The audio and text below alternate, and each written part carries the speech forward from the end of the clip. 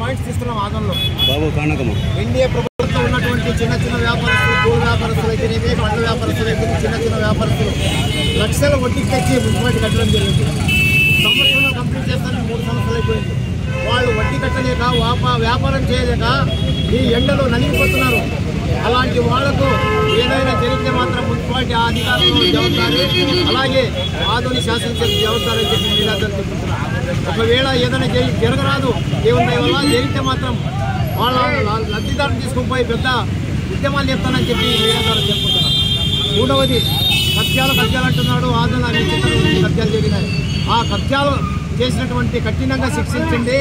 ఆదోని పట్టణ ప్రజలకు భయం లేకుండా జీవనం చేయమని చెప్పి ఆ కబ్జాల కోరుల్ని కఠినంగా శిక్షించమని చెప్పి పోలీస్ డిపార్ట్మెంట్కు నేను డిమాండ్ చేయడం. నాలుగవది గ్రామ స్థాయిలో తాగడానికి నీళ్ళు లేవు, అయితే కూడా వాళ్ళు వలసపోతున్నారు. చిన్న చిన్న పిల్లల ద్వారా గుంటూరు, బెంగళూరు, మద్రాసు వలసపోతున్నారు. వాళ్లకు ఉపాధి కల్పించి గ్రామ స్థాయిలో ఉండేటట్ల ప్రయత్నం చేయాలని చెప్పి ఎమ్మెల్యే గారికి డిమాండ్ చేశారు.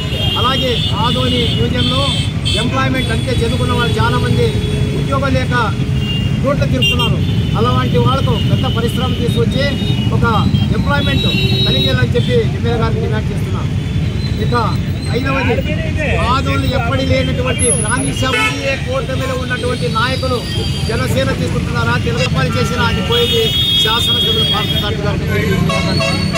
దీన్ని కంట్రోల్ చేసుకోండి. ఆదోని అభివృద్ధి చేయండి. ఇక నీకు 4 సంవత్సరాలు టైం ఉంది. నీవు చెప్పినటువంటి ఎలక్షన్లో చెప్పినటువంటి వాగ్దానాన్ని నెరవేరింది. ప్రజలపైన మంచి అభిప్రాయం.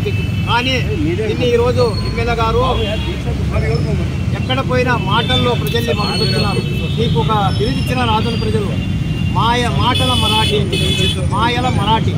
మరాఠీ అంటే నీ మాటల్లో ప్రజల్ని మభ్యపెడుతున్నావు. కానీ ఆయన అభివృద్ధి అనేదే లేదు. అంతా అబద్ధాలు పెడుతున్నావు. నీకు ఎవరో తెలియదు. ఆదోని 20 రోజుల్లో నిన్ను 18,000 మెజార్టీ తెచ్చినారంటే మార్పు అనేది వచ్చింది. మార్పు తెచ్చినారు. అభివృద్ధి చేయమని చెప్పి మన ఆదోని పట్టణ ప్రజల తరఫున, అన్ని రాజకీయ పార్టీల తరఫున, కార్మికులు, కర్షకులు, రైతులు, విద్యార్థులు ప్రతి ఒక్కరి తరఫున నేను డిమాండ్ చేస్తున్నాను.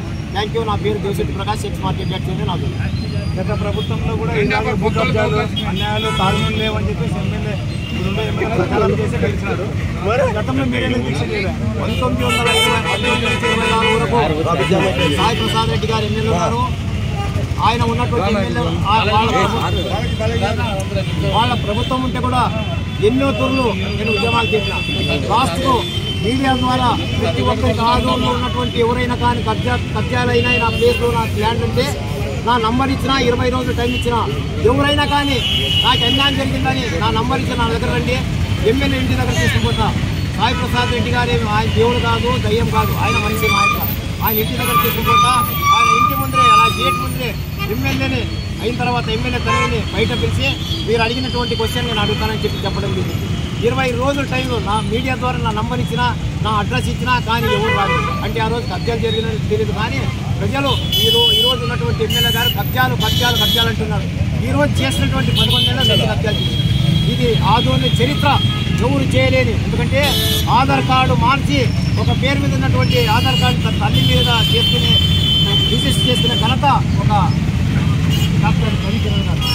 రెండవది ఉన్నవారిని చంపి మండికి అవినీతిని ఎవరు డబ్బులు అడిగితే చెంపలు కొట్టండి, కోట తీస్తానంటున్నారు. ఏం కోట తీస్తాం? నీవే ఒక పెద్ద అవినీతి. ఈరోజు చిన్న ముందు ఎందుకంటే బ్రాంచీ షాపులు 30,250 తీసుకునేది. అయిన తర్వాత చిన్న కాంట్రాక్ట్ 10% అడిగింది. వెళ్ళి బయట వస్తున్నాయి.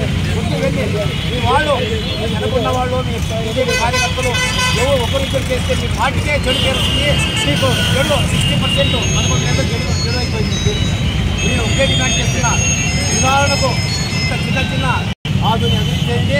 ఈ 7 పాయింట్లతో నాకు ఒక నెలలో సమాధానం వేయండి. ఈ దగ్గర నేను ఎక్కడ రమ్మంటే అక్కడ వస్తా, అక్కడ ఈ సమాధానం వేయండి, అభివృద్ధి చేయమని చెప్పి డిమాండ్ చేస్తున్నా. రాష్ట్రంలో ఎన్నో ప్రజలు అనుభవించిన మార్కెట్ చైర్మన్ అయిన తర్వాత వాటిలో తాలూకు స్థాయి నుంచి రాష్ట్ర స్థాయి అన్ని వాటిలో ఉన్నటువంటి పదవులను అనుభవించిన. మరి ఏ రోజు నేను నా సొంత స్వార్థం కోసం కానీ, నేను ఎమ్మెల్యేతనం కానీ, నాకు పదవి వస్తాను కానీ కాంగ్రెస్ పార్టీ కాదు.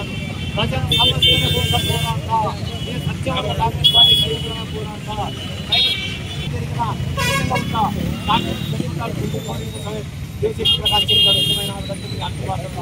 ఎక్కడ అన్యాయం జరిగినా ఎక్కడ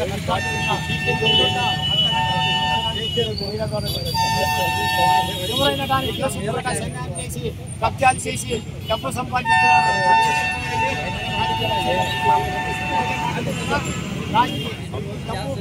డబ్బుల పైన కానీ ప్రజల పైన కానీ నేను కూడా ఒక మనిషిని నాకు గ్రామం ఉంటే పార్టీ చేసేస్తే ఓట్లు సంపాదించాను. ఎందుకంటే ముఖ్యమంత్రుల దగ్గర మనుషుల దగ్గర తిరిగి రోజు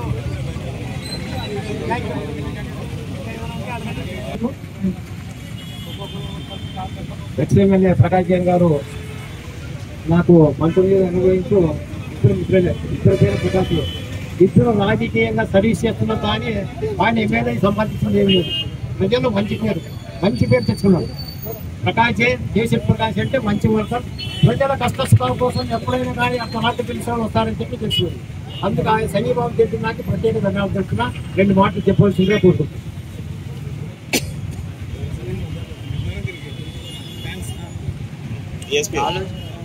అలాగే సీనియర్ మోస్ట్ నోట్ వీరన్న గారు నా మిత్రుడు, ఇప్పుడు నా గురువు, అప్పుడు నాకు శిష్యుడు, ఈరోజు గురువు. ఆయన సంఘీభావం చెప్పడానికి ప్రత్యేక ధన్యవాదాలు చెప్తున్నాను. Thank you.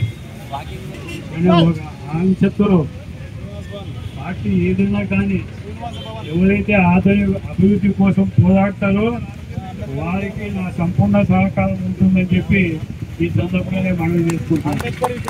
ముఖ్యంగా 1860 ముఖ్యంగా ఈ మధ్య కాలంలో మనం చూస్తూ ఉన్నాం. ఇప్పుడు మన మాటలతో ఆధునిక అభివృద్ధి కాదు, చేతలతో అభివృద్ధి అయితే తప్ప కేవలం మాటలతో మాయాజాల మాటలతో నువ్వు ఎన్ని చెప్పినా ప్రజలు వినే పరిస్థితి లేదు. 50 సంవత్సరాల అనుభవంతో నేను చెప్తున్నా రాజకీయాలు వస్తుంటాయి పోతుంటాయి, కానీ స్థానికంగా మేము ఉంటాం. ఇక్కడ ఏ పార్టీ వాళ్ళైనా కానీ మేము సోదర భావంగా ఉంటాం తప్ప వ్యక్తిగతంగా ఎవరి మీద మేము కక్షలు సాధించడానికి మాత్రం పోమని చెప్పి నేను ఈ సందర్భంగా చెప్తున్నాను. అలాగే రాజశ్రీ హోటల్ ఎదురుగా పైన కాంప్లెక్స్ లో 18 షాపులు ఉన్నాయి. దాదాపు 10 మంది వాళ్ళ ఇంటర్నల్ ప్రాబ్లంతో వాళ్ళు ఏదో అవిశ్రాంతి పెట్టుకున్నారు తప్ప మిగతా పార్టీలకు ఎలాంటి సంబంధం లేదని చెప్పి ఈ సందర్భంగా నేను చెప్తున్నా. ఎందుకంటే ఆదంలో మీరు రోడ్డు వైడింగ్ చేస్తామని చెప్పారు. తూతూ మంత్రంగా కొంచెం అక్కడ బండ వేసినవన్నీ తీసి